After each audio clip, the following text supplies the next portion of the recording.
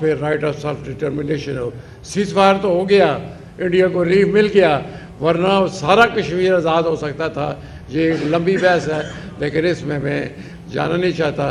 تو اس وقت cease fire ہوگی اور ہم اس آزاد کشمیر کے خطے میں رہتے ہیں, اور مقبوضہ کشمیر کے عوام آج بھی قربانیاں دے رہے ہیں. آزاد کشمیر میں بھی چپے چپے پہ قربانی کی داستان ہے. ہمارے صبر علی اور ملی خان نے زندہ کھالیں کھچوائی, اور وہاں بے شمار ہمارے جگہ جگہ بات ہوتی ہے. لیکن پھر بھی میں سمجھتا ہوں کہ آج اس بات کی ضرورت ہے کہ ہم مقبوضہ کشمیر کے عوام کے ساتھ یکجہتی کا اظہار کریں. اور 5 فروری کو انشاءاللہ میں تمام سیاسی جماعتوں سے کہتا ہوں کہ ہم یہاں پر جو ڈپلومیٹک انکلیو ہے اس کے سامنے ہم کشمیریوں کے ساتھ, مقبوضہ کشمیر کے لوگوں کے ساتھ یکجہتی کا اظہار کریں گے.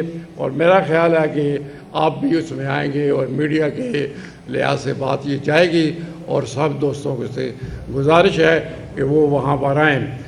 اچھا, یہ ایک بات میں کلیئر کر دوں کہ انڈیا گیا تھا, لیکن جو وہاں معاہدہ ہوا تھا وہ یہ تھا, جو میں کلیئر کرنا چاہتا ہوں کہ the question of the accession of state of Jammu and Kashmir to India اور Pakistan will be decided through the democratic method of a free impartial plebiscite. تو کہنے کا مقصد یہ ہے کہ اس ریزولوشن کے مطابق, یہ پہلا پیج ہے اور پہلا پیراگراف ہے, اس میں یہ ہے کہ چوائس صرف انڈیا اور پاکستان ہے. اس میں اگر تیسری چوائس کوئی نہیں ہے, اس میں یا انڈیا کو جوائن کرنا ہے یا پاکستان کو جوائن کرنا ہے. اور اس کے لیے اگر ہم چاہتے ہیں, ہم کشمیریوں کی آواز کو ہم سمجھتے ہیں کہ ہر کشمیری کا حق ہے کہ وہ اپنے بارے میں سوچے, تو وہ ہمارا سارا جو کیس ہے وہ اس ریزولوشن پر قائم ہے. اور اگر ہم اس ریزولوشن سے ہٹتے ہیں تو اس کا مطلب یہ ہے کہ ہمارا کیس ہی ختم ہو جائے گا. اس کے لیے ایک ہو سکتا ہے کہ اس میں امینڈمنٹ کرائی جائے, لیکن امینڈمنٹ ان حالات میں کیا ہو سکتی ہے یا نہیں, یہ مشکل کی بات ہے. اس وقت ساری انٹرنیشنل کمیونٹی آن بورڈ تھی, اب وہ انٹرنیشنل کمیونٹی آن بورڈ نہیں ہے. تو اس لیے میں سمجھتا ہوں کہ ہمارے لیے 2 ہی چوائس ہیں, انڈیا اور پاکستان. تو ہم انشاءاللہ مقبوضہ کشمیر کو آزاد کرائیں گے, اور سارا کشمیر انشاءاللہ پاکستان کا حصہ بنے گا.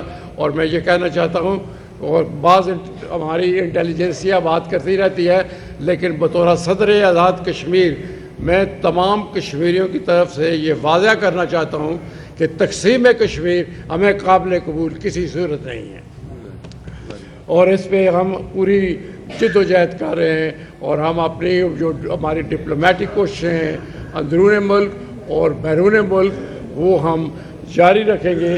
تو اس میں ہم یہ سمجھتے ہیں کہ یہ ضروری ہے کہ 5 جنوری کے حوالے سے ہم انٹرنیشنل کمیونٹی کو بھی اور یونائٹڈ نیشن کو بھی یاد دلاتے رہیں.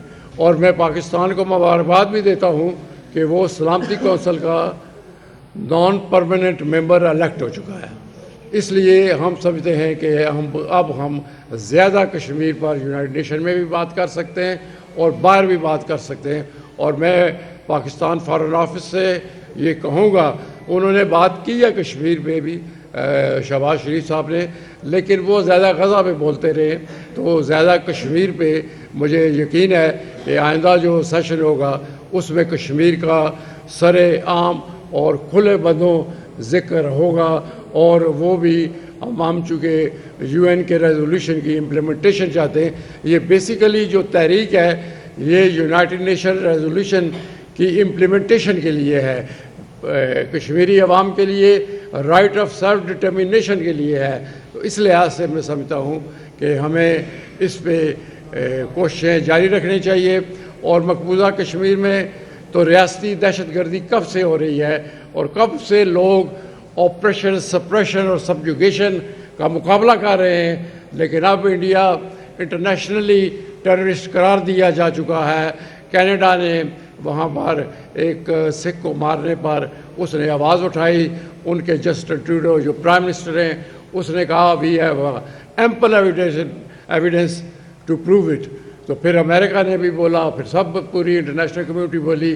تو آج بھارت بے نقاب ہو رہا ہے. تو اس کے لیے ہمیں اپنی کوششیں جو ہیں وہ تیز کرنی چاہیے, آگے بڑھنا چاہیے. انشاءاللہ مجھے یقین ہے کہ ہم حق اور سچ پر ہیں, اور کشمیر کی آزادی مجھے دور نظر نہیں آتی.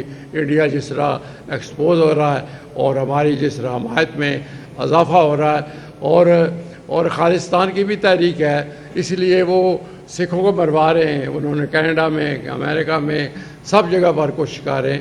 لیکن میں نے کوشش کی تھی کہ خالصتان کو ساتھ ملائیں, لیکن مجھے فارن آفس سے کہا گیا کہ آپ خالصتان کو ساتھ نہ ملائیں, چونکہ ان کا کیس ہو رہا ہے. ان کا کیس ہے اسٹیٹ ود اسٹیٹ, ہمارا کیس ہے رائٹ آف سیلف ڈٹرمنیشن کا, اس ریزولوشن کا.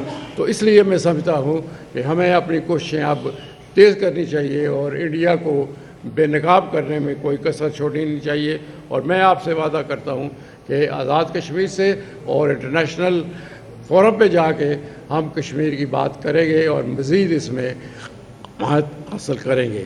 تو میں لیٹ بھی آیا اور جانا بھی جلدی ہے, میری صحت ٹھیک نہیں ہے, لیکن میں کچھ مقررین بول چکے ہیں, میں ان کے زرعی خیالات سے مستفید نہیں ہو سکا, اس پر میں انتہائی معذرت خواہ ہوں. لیکن میرا سٹاف یہیں پر تھا, وہ مجھے ان رائٹنگ وہ دے گا اور اس کا میں جواب بھی دوں گا, اور خود میرے نالج کے لیے بھی وہ اضافہ ہوگا. تو میں آخر میں آپ سب دوستوں کا شکریہ ادا کرتا ہوں, اور یہ کہنا چاہتا ہوں کہ آج بھی آپ آئے اور 5 فروری کو ضرور آئیں, تاکہ ہم وہاں پر مقبوضہ کشمیر کے عوام کے ساتھ یکجہتی کا اظہار کر سکیں.